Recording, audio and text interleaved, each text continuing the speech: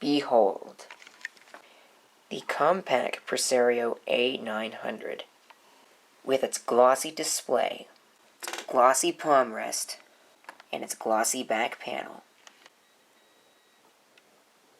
With a widescreen 17-inch monitor. Ooh, shiny. With a glassy Alps trackpad that is really disliked by the community. A chiclet-style keyboard like every other machine made today. At least in terms of laptops. Littered with blue LEDs. The A900. Yet another machine that is modern and that was plagued by many deficiencies and design faults, and was actually subject to a recall on the batteries. That's right, there was a problem with overheating batteries in these units, and as a result, a lot of them were recalled, and presumably replaced with new units that didn't overheat.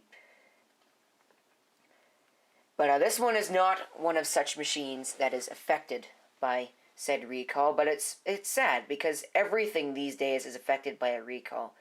Doesn't even matter what it is, it's probably going to be affected by a recall at some point in its design life, because they don't just sell a machine for a year.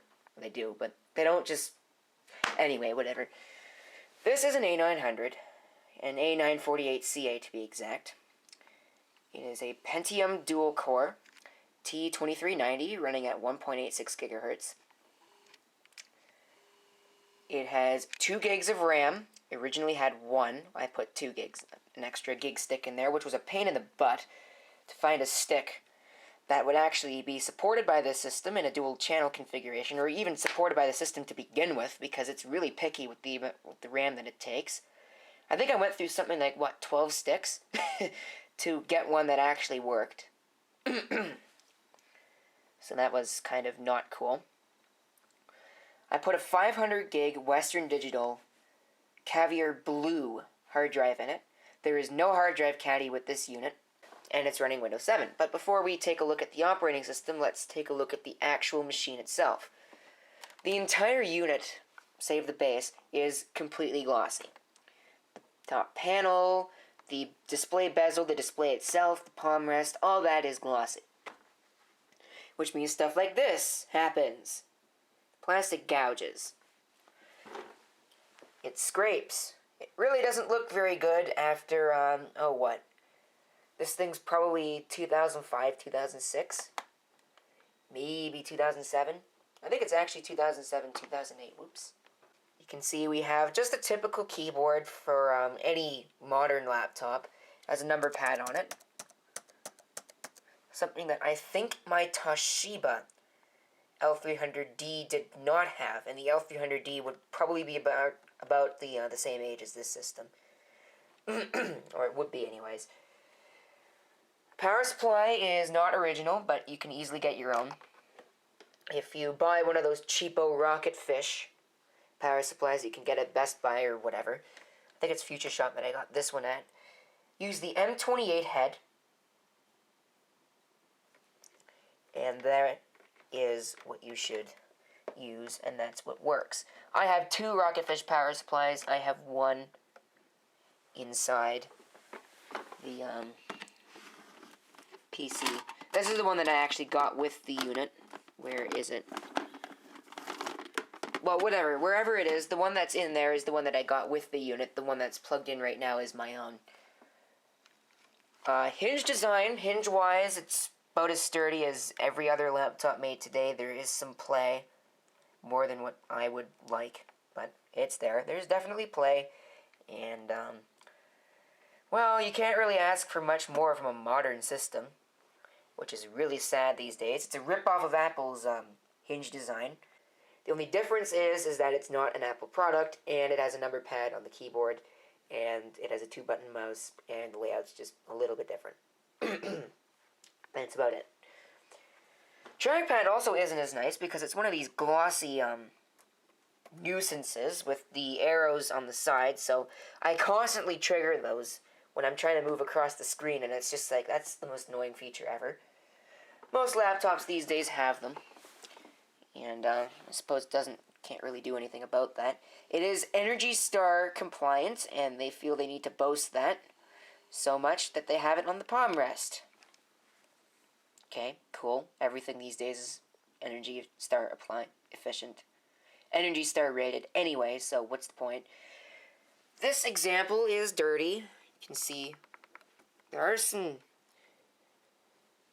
dirt just all over the place. This thing has Altec Lansing speakers, which sound pretty decent for what they are, which is laptop speakers in a modern laptop. Can't really expect much, but can't really expect too little either. As you can see, it is definitely completely glossy inside and out. Well, not inside. The bottom is a matte finish like everything else. Keyboard is chiclet, doesn't have very good response. I mean, I really haven't typed on a Model M in a long time, so I would not know. It's pretty decent for a laptop keyboard, though. I will give it that. It has a Conexant audio... No, it's... Yes, I believe it's a Conexant audio chipset in this thing. Even though the speakers that are powering it are Altec Lansing branded. Well, the speakers are made by Altec. The actual audio chipset itself is probably not made by Altec, so... Take that. As for ports on the sides, it has 2 USB, a Kensington lock. It has a DVD, I believe that's a DVD-RW. Actually, no. This is an even better drive than I had thought it was. It's a DVD dual-layer rewritable, and a CD-RW. Nothing on the back except for cooling fans, cooling vents. Actually, I don't even think there are cooling vents on the back. No, the cooling vents right there. Port for the power, a modem, which amazingly laptops even still had at this time period. I would have to think that about 2007, 2008, you wouldn't be using a modem anymore. Ethernet, 15-pin D sub or VGA. S-video out, which you see on a lot of things these days, or maybe not so much anymore. Another USB port and an SD card slot. Audio ports are on the front. I believe, yes, it actually is supposed to look like that on both of them, but it doesn't. So, yes, or maybe it's not. I don't know. I really haven't looked into that. Like I mentioned at the beginning of the video, the trackpad is an Alps trackpad. And nobody really likes an Alps trackpad. At least I think it's an Alps. The driver is an Alps trackpad, if I remember. Either way, something in here is Alps. It might be the keyboard, it might be the trackpad. One of them is Alps. Alps trackpads really don't feel that great, and they really don't track that great either. And it shows. That's really one of the weak points of the system. The display is beautiful, even though it's glossy, and I absolutely hate glossy displays because they reflect everything that you show in them, including the ugly mug that belongs to the guy who's operating the camera. Everything shows up in these, including the sun that's beaming behind your back, which you're trying to get away from, but it's beaming on your display, so you can't see anything. It has a webcam. I don't know if it works on this particular example, so I can't tell you how good it is because I have not been able to get it to work. There are no latches, which means one less thing that can break on this system. It is just simply held together by magnets like everything else made these days, and like the MacBook Pros and the MacBooks, and like I said, everything.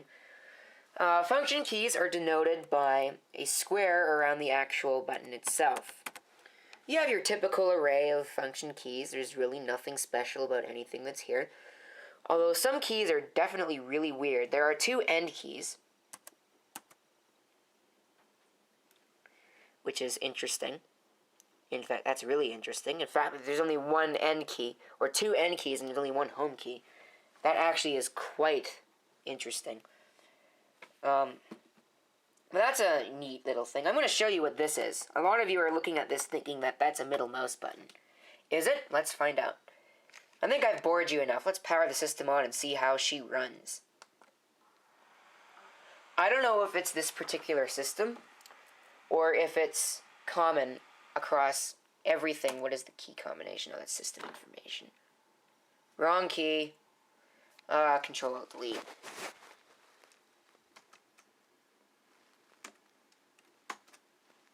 I believe it's like F10 or something. Yes, F10 to get into BIOS. I'm about to run out of battery power. The BIOS is kind of slow at loading. I don't know if that's a result of the system being heavily used, because this system was heavily used. You can tell that it was because there is quite a bit of wear on... Actually, it's not that bad, really. But some of these more heavily used keys, there is quite a bit of wear on them. It was definitely used. Holds the time and date quite well. Factory installed OS was Vista, of course, based on the era. You can see we have a T2390 at 1.86 gigahertz with 2048 megs, which is 2 gigs of DDR2. I believe this is DDR2 667 that's installed. Yes, it is. Your usual BIOS setup options. You have HCI is enabled, which is not really helpful.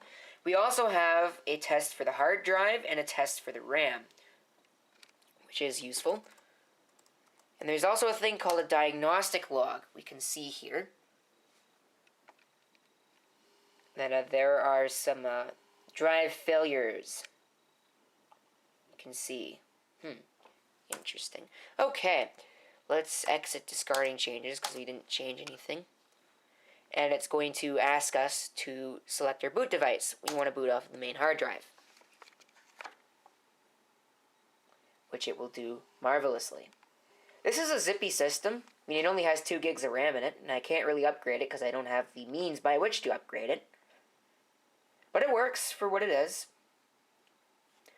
The system's purpose in life is mainly as a portable system. As you saw there, the Wi-Fi turned orange, or turned blue from orange. It's all blue LEDs. There are no green LEDs on here whatsoever. Even the webcam light is blue.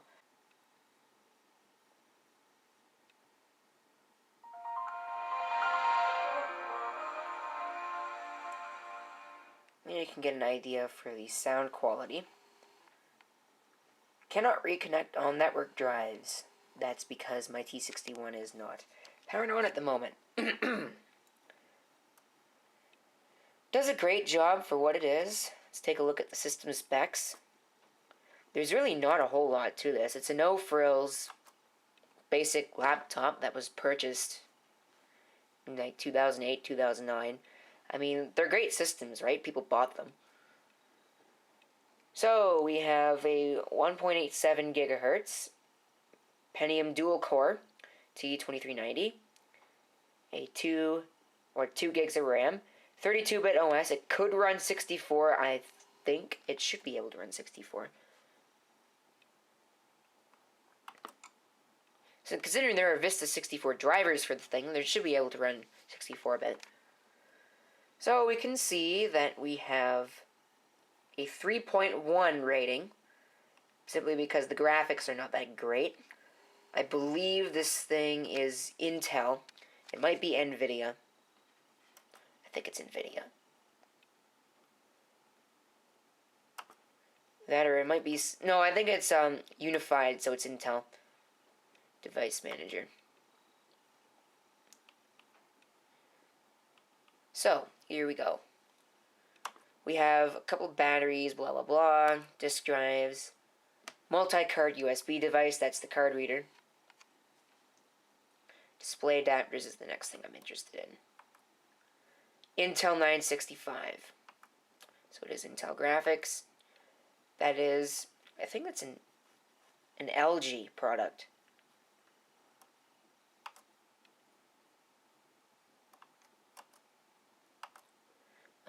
Imaging device. It finds the webcam, but I don't think it works. Notice that it shows up as HP. This is basically just a rebranded, I don't know exactly what model HP Pavilion this is, but it's basically just an HP Pavilion branded as a Compaq for use in the consumer market. ALPS pointing device. That's right. It is an ALPS. Oops. Come on, autofocus. It is an Alps trackpad, which is not really the greatest, and it kind of shows it has a real problem tracking sometimes. Network adapters, it is Atheros based in terms of the, and it has an Atheros wireless G card in it. Could upgrade that to an N if I really wanted to. And a Realtek Ethernet chipset. What is the chipset? Connexant HD audio. That's right, this does have a Connexant chipset in it. And that's pretty much all there is to say about that. There's not really much else special about the system. I don't have a whole lot installed. All it really does is travel with me for school stuff. That's what its use is. It basically took over from my T61, which is over there, because I'm finding that this one's actually a much better system for that use. It's running an operating system that is familiar to me. It's not running Windows 8, it is running Windows 7, which is a familiar OS. I might even throw Vista on this thing, which is factory. Overall, I'm pretty pleased with its performance. I wasn't really expecting much. I mean, I got it for free, right? Okay, I really shouldn't say I got it for free, because I did have to pay for the hard drive. But I got it, so basically I got it for like $70. I wasn't really expecting much for $70, especially considering that I thought this thing had a failed motherboard to begin with. See the light turn orange and then shut down. It's a pretty zippy machine. I mean, I like it for what it is. Nothing special. And it's no frills laptop from modern times. And I wouldn't be in a rush to get something like this off of eBay or anything. They do sell for quite a bit of money. So apparently they don't have a lot of problems. Or at least in Canada, they sell for quite a bit of money. Something like hundreds and something. A lot of money. We'll just leave it at that. It is quite scratched. So this unit probably won't sell for a lot in its condition. And considering I put $70 in it, that's probably all I'm going to throw at it. They're not really... If you find one of these, great. You got yourself what might be a reliable system. I would check the battery model number. In fact, let's go take a look at that. On May 26, 2011, HP expanded a worldwide voluntary recall and replacement program in cooperation with various government agencies, adding battery packs to the replacement program previously announced on May 14, 2009, and blah, blah, blah, blah, blah.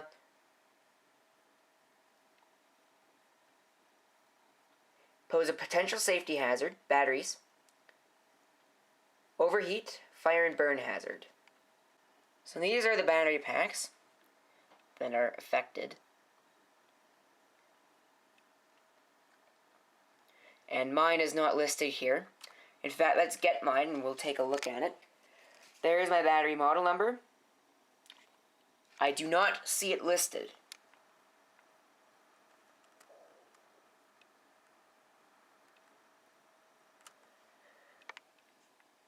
$62,919 is the one that we have. We have $62,940, and that is about it.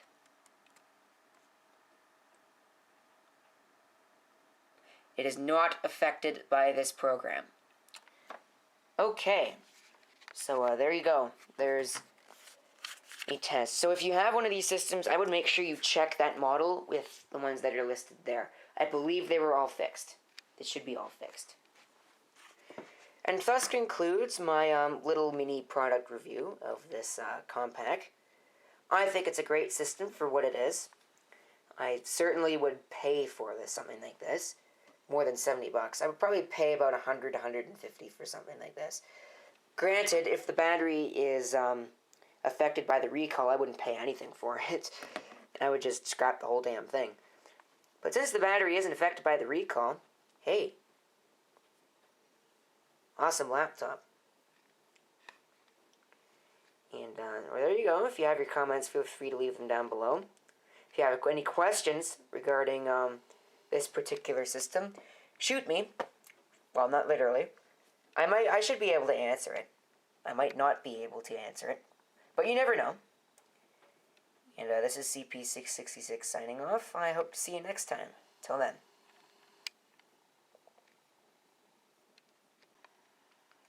And just for further proof, I went to HP's website, I validated my battery. Whoops.